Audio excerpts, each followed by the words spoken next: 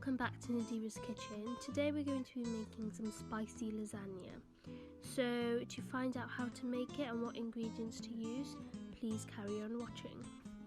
So first we're going to start off by letting the onions, ginger, garlic and salt simmer in the pan for about 10 minutes. Just give it a good mix and then leave it.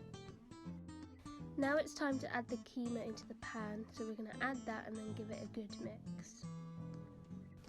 Now we're going to add 1 cinnamon stick and 2 bay leaves into the pan.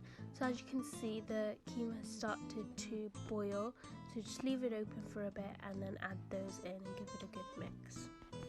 So now we're just going to add in about 1.5 tablespoons of tomato puree and mix that in really well with the meat. Right now I've added in all the spices, so I'll put in the description box below of what spices to add and how much of it to add. After that we're going to add in all the vegetables, so I've added in the mushrooms, the bowl of mixed vegetables, the peppers, the green chillies and some of the basil leaves. So once you've added that all in, you're going to give it a good mix until it's all well and combined together.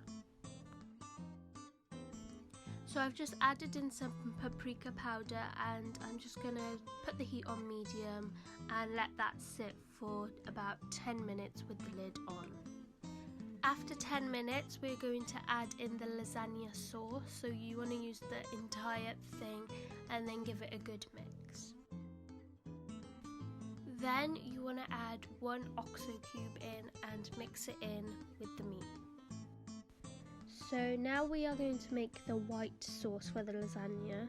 So in a separate pan you want to melt 2 cubes of butter.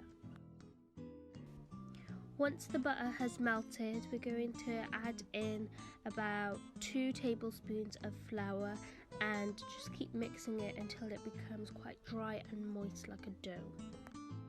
Now you want to add some milk, a little bit by a little bit, and just keep mixing until it becomes creamy. After that we're just going to add about less than a teaspoon of salt and a sprinkle of pepper. So once the sauce has thickened up, that's when you know it's done. If it does get too thick, you can always add more milk. It's also better to use a whisk than a spoon. Next, on a tray you're going to want to add some lasagna sauce and then put the lasagna sheets on it. Once the lasagna sheets are on, we're just going to add more of the red sauce.